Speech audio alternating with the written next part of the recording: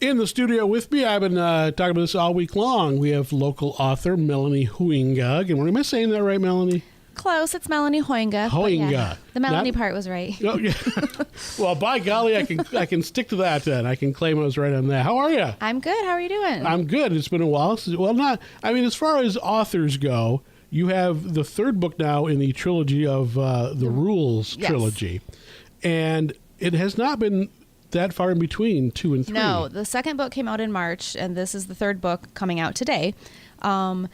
It kind of varies depending on, I'm an independent author, and so sometimes our schedules are a little more flexible than using some of the big publishers out of New York. So when you're signed to a big company, they have deadlines on you. Yeah, but it usually takes at least a year and a half from the time they buy a book until it comes out, just because they have so many more books they're outputting where I have me. So if I choose to do something a little sooner, I can.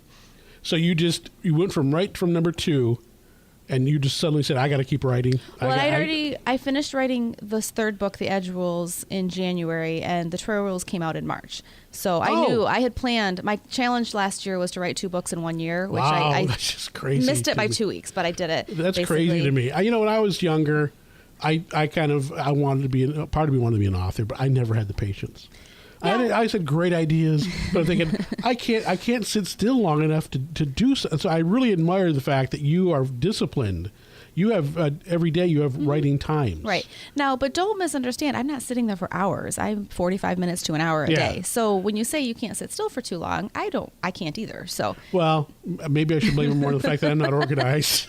There's that too. But no, there's and I talk to people a lot about that, about if it's really something you want to do, and it's anything. If you want to do woodworking or whatever, you find the time and you just make that a priority, and you don't do other things. So, right. Yeah.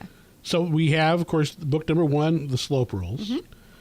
Book number 2, The Trail Rules. Yep.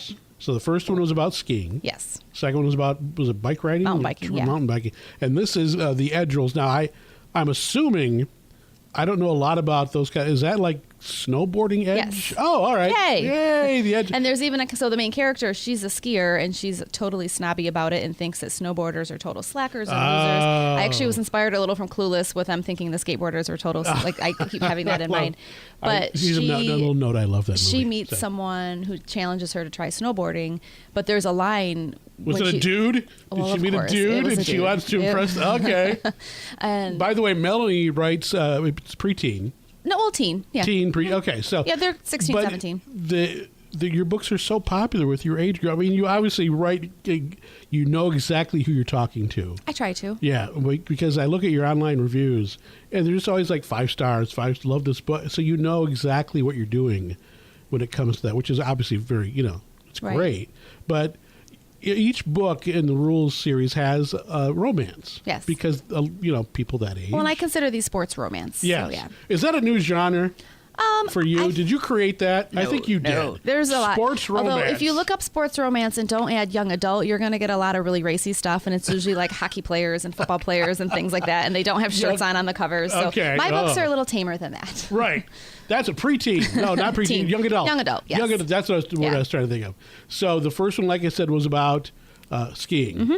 And then when you were writing that one, did you already know I'm going to have 3 books? I did not. I have a series that I wrote before this, and when I wrote, the Flickr series. Yeah. And so when I wrote the Slope Rules, I said, I'm doing a standalone. I don't want to write another series. And then I wrote it and I was like, well, there could be some fun ideas here. So the difference is with the Flickr Effect trilogy, it's all the same main character throughout the 3 books, and it follows her through about a year's period of time.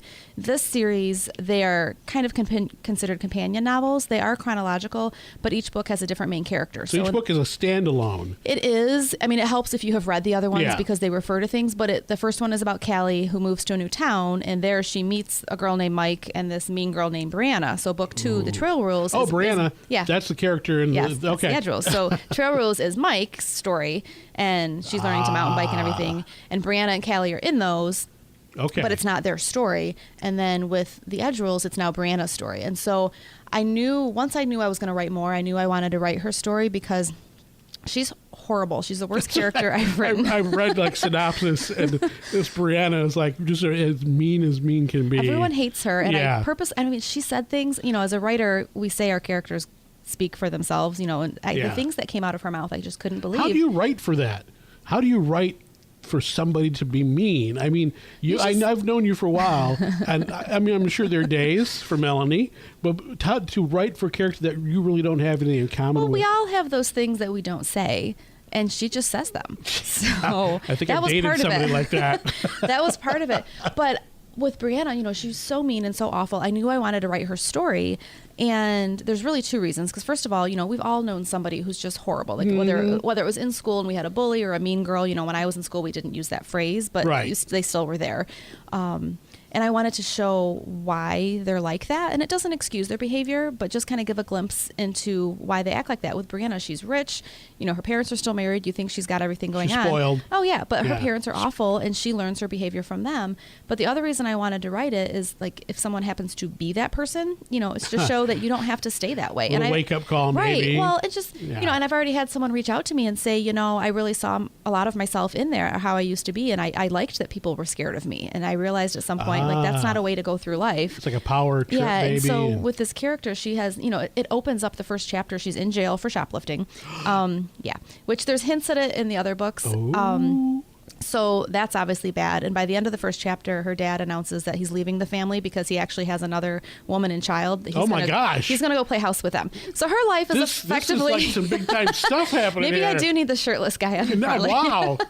But, you know, there's some heavy stuff she's dealing with. So she ends up in community service, and that's where she meets the boy who convinces her the bad boy snowboarder. Right. Who's really not a bad boy. He's really a sweet boy. But, you know, she starts realizing she... maybe being she might need to the change. way she is isn't really the best way to go through life. How much of the book is her being a mean girl? Pretty much none of it. There's a few moments that flash out, all right. and she's I mean, it starts like all her friends have ditched her. She doesn't have any friends. Her boyfriend broke up with her. She didn't get homecoming queen, which is her really big thing. And I know this is for somebody that age, that is seriously devastating. Yeah, you plan those things especially when that's what she's always wanted. Yeah. She's very superficial, and she doesn't hide that fact. So that was kind of fun to write that. A juicy book. This is Melanie Hooyenga. Hello. An author, local author. We're talking about her third book, which is out today, The Edge Rules, and it's already got great reviews online. So congratulations on that. And I know you have an event coming up next weekend, too. On Saturday, November 3rd. A week from tomorrow. From 11 to 1. At our good friends at the Bookman. Yep. And what is that? You're inviting people to come out? Yeah, it's kind of an open house situation. Okay. You know, obviously, we hope you would come and buy books, but I'll be doing a reading at 11:30. There will be treats like hot chocolate and some kind of cookie-ish type thing. Are you going to make little snowboard cookies? Probably not. No. Thought about it. I know. I usually, for those who know me, my husband makes really good cookies, but I think I probably might get some from Reich's or something like that. So. And by the way, I used to work with her husband at the car rental place. Because it's a small town, and this is what happens. Yeah, and does he still work there? Yeah, in Lansing. Okay. Surprising. I mean, I know because I just know a lot of people that did their gig there and then they moved on. So you must be happy. That's good. So you brought your book with you. Yes, I have a very short reading if you want me to do that. Now, Melanie brings it up because she came in and said, I've got 3 pages to read. And I'm like, I would love to hear 3 pages, but as far as time constraint, I mean, you know, radio's a crazy thing. I did ask if it was too long. She did. And I said, well, it might be. So she's like, I have a short reading, John. Yes. So I will do it. Do you want me to go ahead? Yeah, this is from The Edge Rules. It's her third book in the trilogy, The Rules trilogy. It's Melanie Hooyenga. Yep.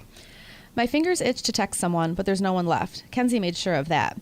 Mike might reply, but she's somehow found a backbone lately, and I'm not in the mood for attitude. At the beginning of the school year, half the student body would have been thrilled to hear from me, but after losing homecoming queen, it's like my world crumbled around me. I roll onto my back, and my ethics book stabs me in my side. It's ironic that I'm doing well in that class. Miss Simpson will have a field day when she finds out what I've been doing. How could I be so stupid? Of all the things I've taken, I'd never be caught dead wearing those gaudy pieces of gold-plated junk. I mean, hearts dangling from a cheap chain? Right. The leather and bronze bracelets from last month are at least trendy. I don't know if I'm more embarrassed at being caught or that I was caught with that particular necklace. Well, necklaces, plural, and bracelets. I yanked the book out from beneath me and opened it to the assigned chapter, but the words swim. I was in jail. Jail. And I was arrested. Like really arrested. Not some stupid run-a-cop thing where they put you in an office until your parents come get you. My skin crawls imagining the other people who've been in that cell, and a shiver of disgust rushes through me. But as horrific as it was in there, this feeling of self-loathing is new. I changed clothes when I came upstairs, but I still feel dirty all over, and I don't know how to make that go away. right there, you covered the fact that she has no friends, that she was arrested, and that she always wants to be fashionable, and that she lost home. Wow. Yeah. Picked a good one. She certainly did. So now you could get the book online, obviously. If pretty you much everywhere. Okay. And my website is MelanieHoo, HOO.com, and that has all the links. So. There's a phrase that surrounds you too called pulling a who, but oh yes, that's a big story for another day. And of course, you can buy copies at the Bookman next Saturday, 11:30. Melanie has a reading there. Of course, right here in downtown Grand Haven, there in Washington. So this is Melanie Hooyenga with the Edge Rules. Congratulations! Like I said, you get such great reviews. Thank you, and I really appreciate you having me on here. I know I see you every day too, but because she works upstairs. Yeah. But I said on Facebook that you make the show sound smarter. So I need as much of that as I can get. So well, I'm happy to help. Thanks for coming in, Melanie. Yep, thank you.